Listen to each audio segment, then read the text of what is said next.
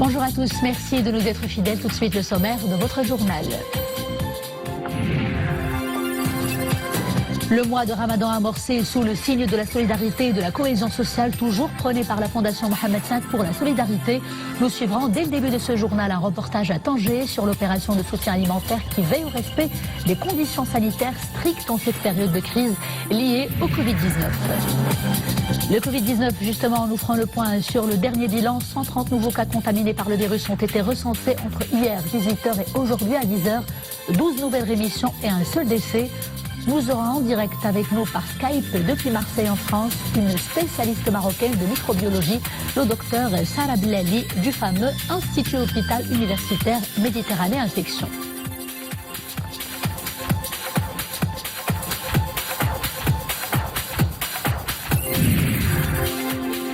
Et puis l'élan de solidarité nationale se poursuit pour aider les personnes financièrement impactées par le Covid-19, qu'elles soient en milieu urbain ou rural. Nous irons à Sebtoudaïa où des chefs de ménage opérant dans le secteur informel sont désormais desservis par des guichets mobiles itinérants.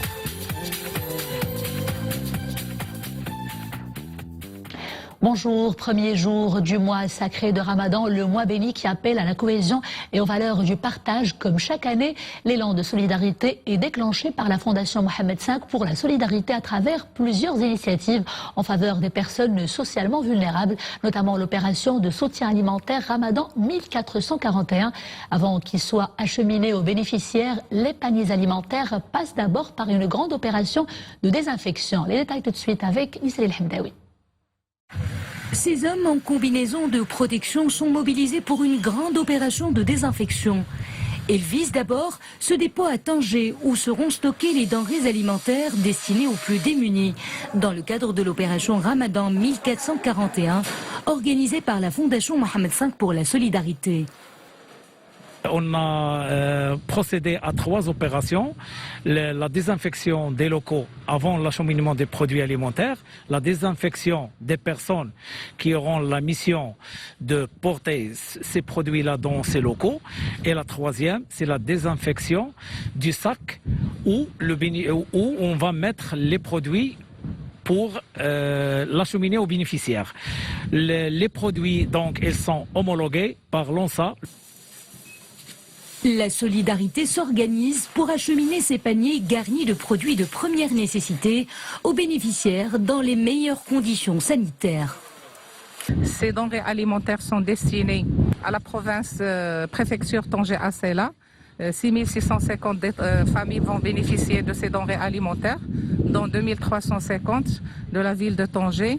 Ces 2350 sont répartis au niveau des différents annexes administratifs des différents arrondissements urbains de la ville de Tanger. L'opération de soutien alimentaire Ramadan 1441 témoigne de la haute sollicitude royale constante envers les personnes en situation de précarité. Le Conseil supérieur des ulama vient d'émettre un avis religieux ou fatwa sur la question de pratiquer ou non la toilette mortuaire sur les musulmans décédés du Covid-19 en réponse à une question requête qui lui a été adressée par le ministère de la Santé. Le Conseil supérieur des ulama émet son avis religieux ou fatwa autorisant la non-pratique de la toilette mortuaire sur les personnes décédées du Covid-19 car cette pratique comporte le risque de propagation du virus. Covid-19, justement, faisons à présent le point sur le dernier bilan dont dispose le ministère de tutelle. 130 nouveaux cas de contamination par le virus ont été recensés entre hier 18h et aujourd'hui à 10h, ce qui porte le nombre total des cas de contamination à 3889.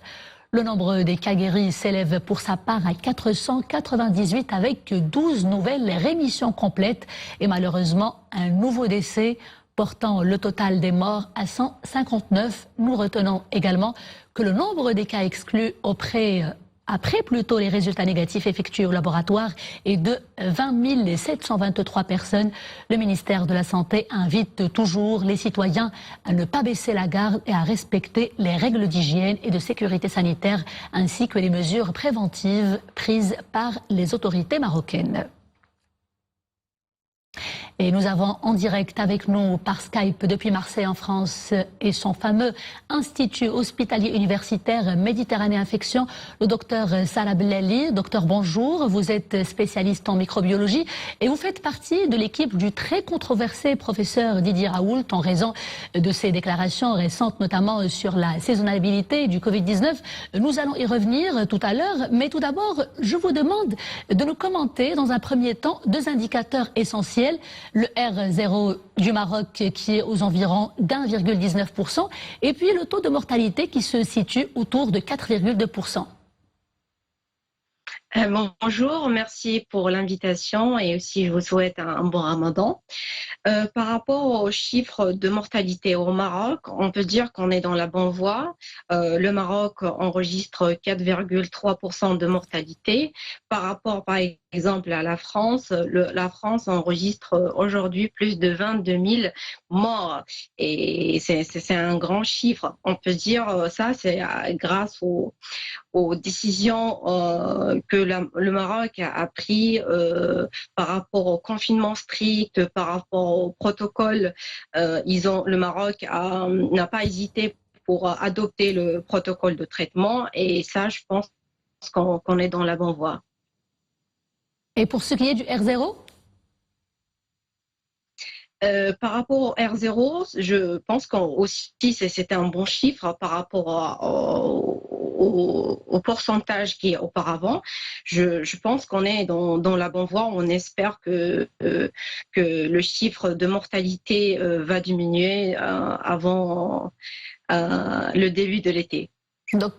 Docteur Salah Blali, l'Institut hospitalier universitaire Méditerranée Infection de Marseille a été le premier à adopter le protocole de traitement à base de chloroquine. Protocole également, rappelons-le, très tôt adopté par les autorités sanitaires au Maroc. Nous y reviendrons, mais tout d'abord, je vous invite à rester avec nous et à suivre ce reportage sur l'utilisation justement de ce protocole en milieu hospitalier dans la ville de Casablanca. Le reportage est de Salah Katil, regardons-le. C'est de façon périodique et réglementée que la chloroquine est distribuée à tous les hôpitaux et centres hospitaliers universitaires du Royaume, tel ici au CHU Ibn Rushd à Casablanca, où les patients atteints du Covid-19 sont traités par ce médicament associé à l'azithromycine. Même les patients hospitalisés dans le service anesthésie-réanimation en prennent quotidiennement. Ils reçoivent leur traitement à base de plicanilazapine et l'azithromycine. Ils le reçoivent systématiquement d'emblée. C'est un protocole qu'on donne à l'entrée. Donc ils reçoivent ces médicaments. Et on a senti qu'il y a une amélioration. Les malades s'améliorent, alhamdoulilah. Alhamdoulilah, s'améliorent. Et on conseille vivement à utiliser rapidement ce traitement. Le Maroc a été l'un des premiers pays à décider d'administrer ce médicament aux patients du Covid-19 dès le moment où ils sont testés positifs. Alors la durée du traitement, c'est un traitement qui est donné pendant 10 jours, donc chez les patients.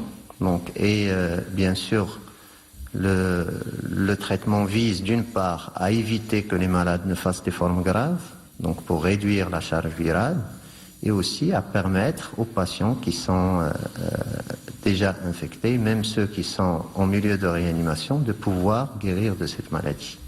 Bien connu du corps médical, ce médicament est cependant utilisé sous une surveillance médicale stricte et spécialisée afin de suivre et de limiter les effets secondaires qui peuvent en résulter.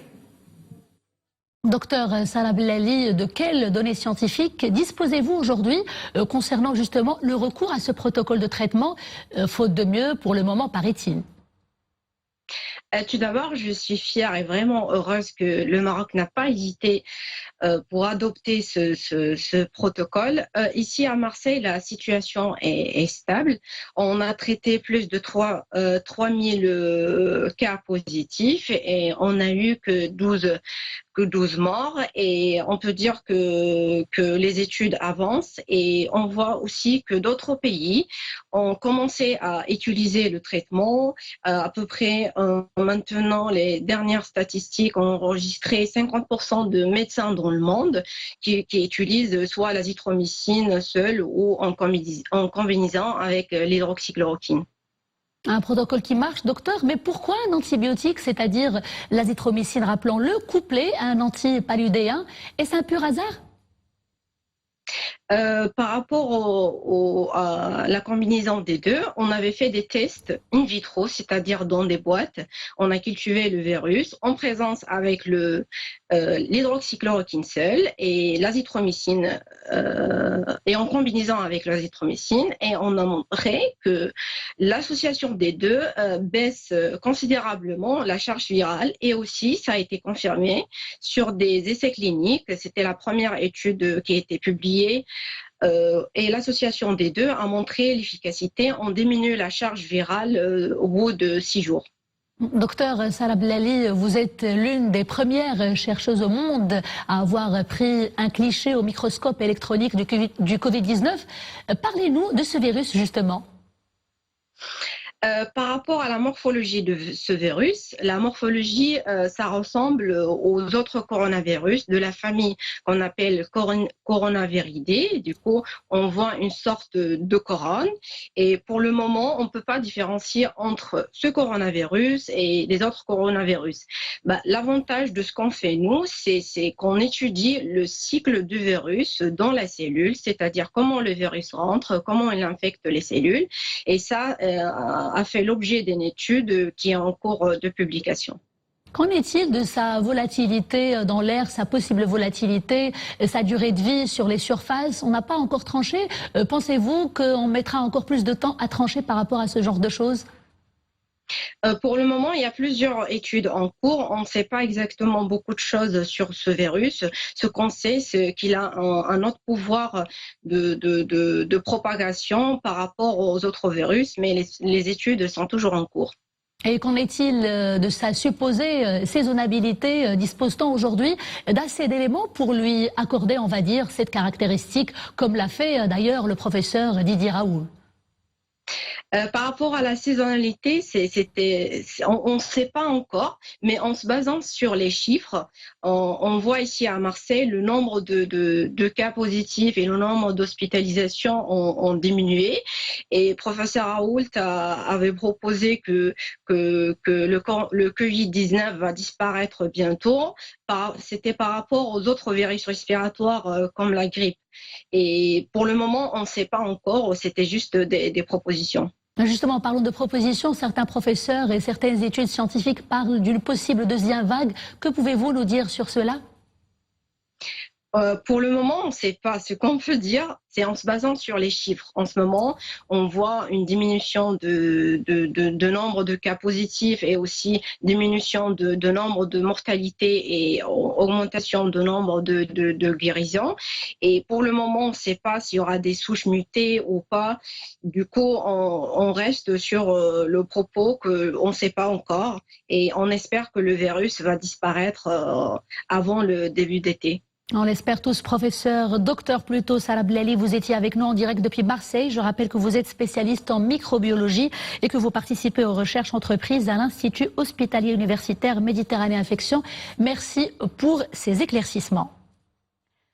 Plaçant la santé au cœur de ses priorités, l'INDH renforce les équipements de la capacité litière et ses divers équipements du centre hospitalier provincial de Nador.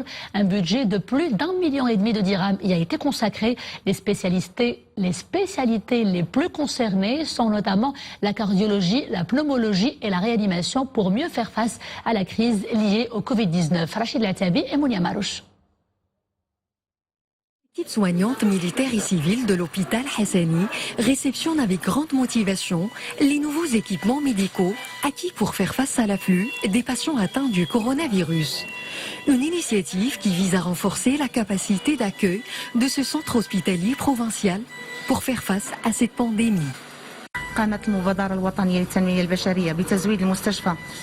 L'INDH a équipé dernièrement l'hôpital de lits médicalisés, composés de lits d'hospitalisation et de lits de réanimation.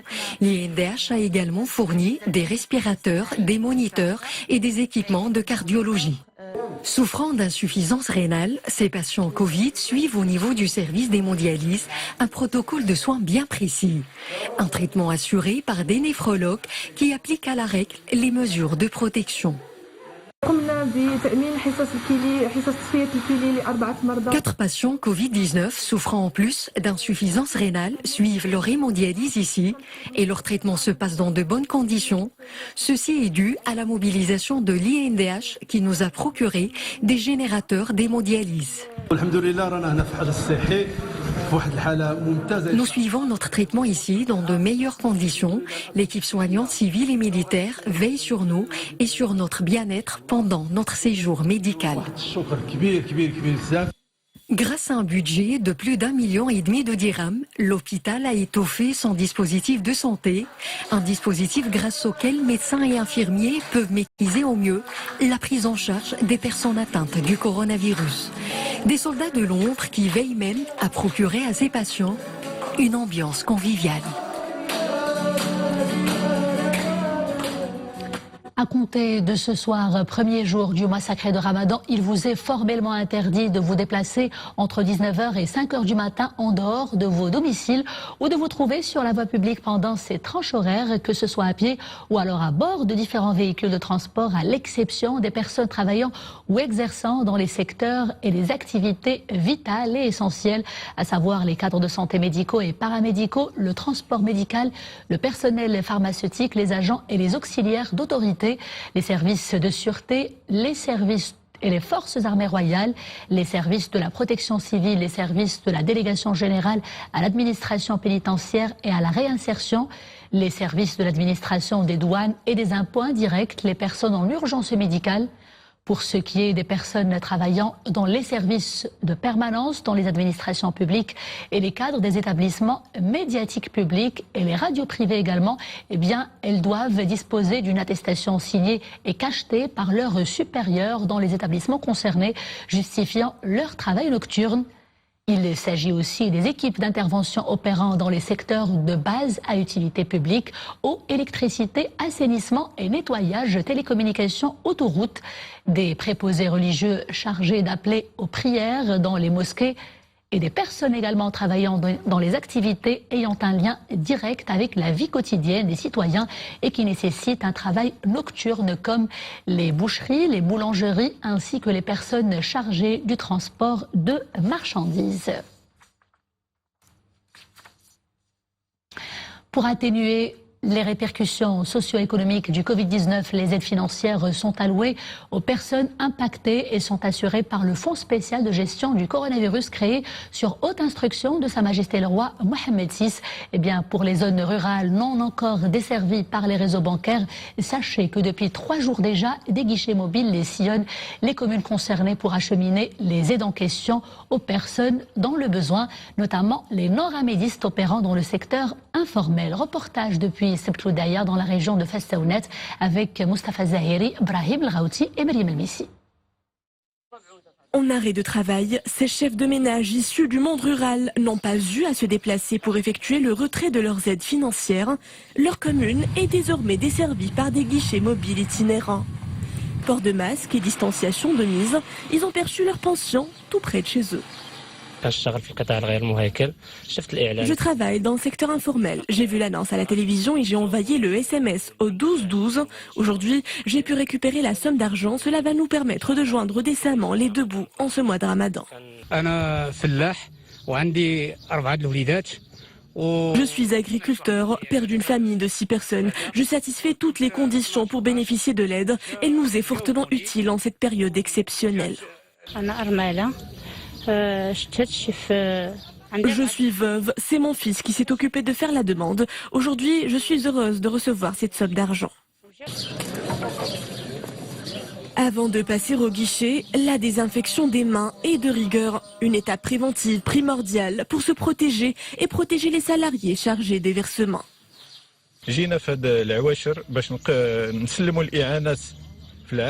Nous prenons part à l'élan de solidarité nationale pour contribuer au succès de cette opération d'aide aux populations rurales dans le besoin. L'opération de distribution se déroule dans le respect total des mesures de prévention et d'hygiène.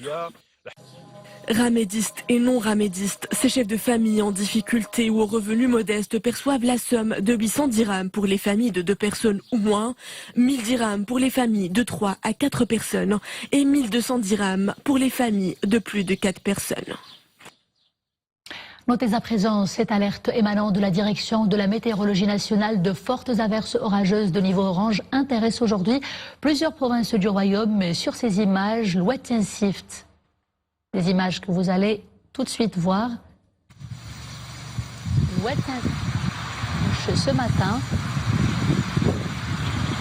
les provinces aussi concernées par les averses orageuses sont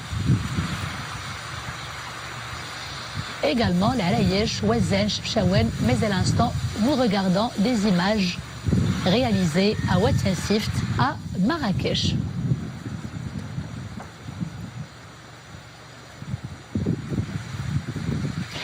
Les camping-cars, un habitacle mobile pour les amoureux des longues routes et des grandes découvertes. Le tourisme caravanier a toujours eu le vent en poupe à Moulay Beslehem, mais avec la crise sanitaire que nous traversons actuellement, plusieurs voyageurs ont dû marquer une pause en attendant la fin de cette crise sanitaire. Ils sont confinés dans leur caravane en plein milieu d'un beau décor naturel. Regardons cela tout de suite avec Nordin Saber et Moulia Marouche pour le commentaire.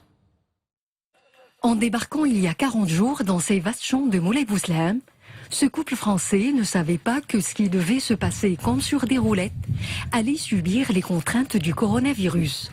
L'épidémie a complètement chamboulé leur itinéraire de voyage.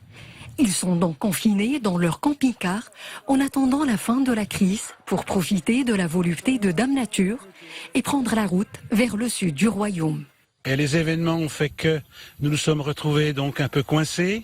Donc nous avons suivi scrupuleusement les directives du gouvernement marocain de dire de se rester confinés, d'être proche des gens qui nous accueillaient.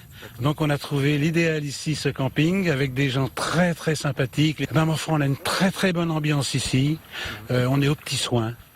Vraiment très très bien. Nous nous sommes volontairement espacés d'une 50aine de mètres pour ne pas provoquer quand même éventuellement le risque de quelque chose. Et en plus un espace de verdure très arboré où nous sommes espacés les uns des autres. Pour le confinement, c'est quand même plus agréable. Donc nous sommes revenus le 21 mars. Et depuis, nous sommes très bien, franchement très accompagnés. S'ils tiennent à profiter pleinement du soleil juste à côté de leur maison roulante, ces camping-caristes veillent à respecter eux aussi les consignes du confinement et les gestes barrières.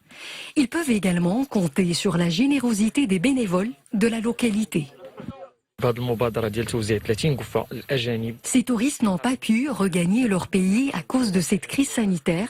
Nous leur avons distribué des paniers alimentaires et nous tenons à les soutenir comme nous le faisons avec toutes les personnes en difficulté. Voyager est une aventure faite d'imprévus, des imprévus que ces couples gèrent avec beaucoup de sérénité en plein milieu d'une nature qui appelle à la méditation.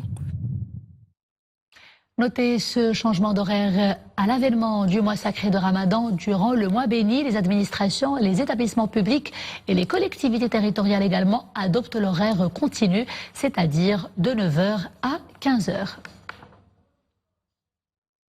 Retenez également ce changement des horaires de nos rendez-vous d'information quotidien durant le mois sacré.